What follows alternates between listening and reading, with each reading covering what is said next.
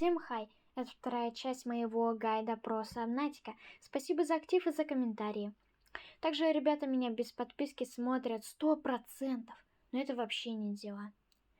Глава 1. Показать, какие ресурсы нужны и где их найти. Ресурсы можно добыть из разных выступов скал. Например, известняк. Ресурсы, которые из него выпадают: медная руда, титан.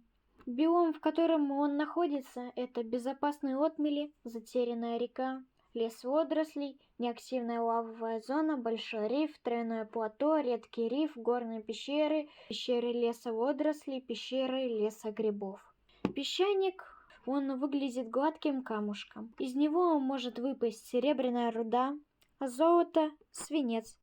Биомы, в которых он находится, это лес водорослей, пещеры леса водорослей, тройное плато, дюны, лес грибов, безопасные отмели, пещеры безопасных отмелей, затерянная река. Выступ сланца отличается тем, что он выглядит более грубым и темным. Ресурсы, которые из него выпадают, это литий, золото, алмаз. Например, большой риф, лес грибов, зона клубни кустов, зона кровавых водорослей, зона крушения, пещеры тройного плато, неактивная лавовая зона, пещеры леса грибов, пещеры зоны клубни кустов, пещеры медузных грибов, пещеры шипометов, подводные острова, тропа морских топтунов, горный остров. Из этих биомов можно понять, что он находится на глубине. Глава 2. Поиск нужных фрагментов. Фрагменты можно найти в железных коробочках. Фото вы видите на своем экране. Также эти коробочки появляются возле обломков нашего космического корабля Авроры. Обязательно сканируйте с помощью своего сканера эти фрагменты. Благодаря ним вы сможете дальше проходить игру. Также некоторые фрагменты, как я и говорил в прошлой части, могут быть цельными. Отсканировал и получил данный фрагмент себе, ты можешь его поставить, построить, скрафтить. Также они могут отдельными частями быть. Вернее, ты должен отсканировать 2 части, 3 части. Также обязательно слушайте радио. Радио вам поможет узнать, где находятся другие капсулы, потерпевшие крушение вместе с вами. Также с помощью починенного радио вы сможете отправить сигнал бедствия, и за вами прилетит помощь. Ну или не совсем. Глава 3. Постройка баз. Когда вы ищете фрагменты, вы можете находить, пока у вас доступна малая часть фрагментов. Но обязательно ходите на сушу. Спросите, как попасть на сушу? Можно присмотреться, и на горизонте виден гигантский туман. Плывите в его сторону.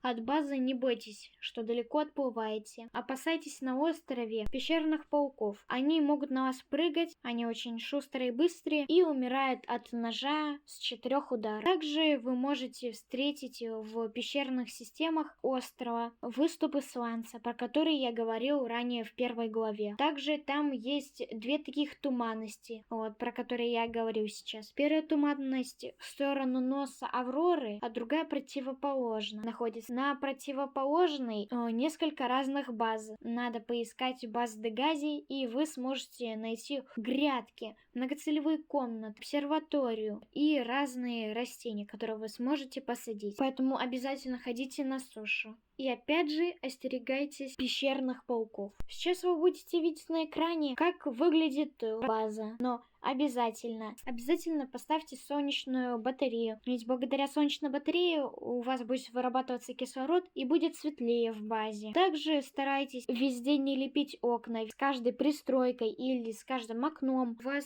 прочность базы теряет. Ставьте базу не на самом дне и не выше уровня моря. Примерно где-то посередине. Также вам все же придется построить несколько баз, как минимум 2 в игре. Одна может быть где-то на поверхности, другая в лавовой зоне. Обязательно сканируйте чертежи. Не забывайте сканировать фрагменты термоэлектростанции. Она будет очень полезна на дне, где нету солнца, или в пещерах, как, например, в лавовой зоне. Но там жарко, поэтому будет очень полезно использовать. Также на ранних стадиях в биоме с короткими красными водорослями водорослями. Там вы можете найти без проблем фрагменты мотылька, как первого транспорта, так вы можете и биореактора. Биореактор вмещает в себя 500 энергоединиц и будет очень полезен для базы, потому что Солнце не всегда, а всего 75 единиц запаса энергии — это очень мало. Поэтому обязательно ставьте на ранних стадиях биореактор и заполняйте его водорослями, там, яйцами существ разных, которые вы можете найти. Вот несколько вариантов будут у вас на экране. Также вы можете туда запихнуть рыб. Мелких рыб вы можете поймать в аквариуме, например, в большом, где вы можете положить разные яйца существ и вырастить разных существ, которые находятся в яйцах. Вы можете их взять в аквариуме и засунуть в биореактор. Но их как-то будет жалко. Хотя не мне решать, будет ли вам жалко этих подводных. И в основном мы закончили вторую часть. Думаю, основу вы уяснили. В следующей части будет очень подробно рассказано про поход на Аврору.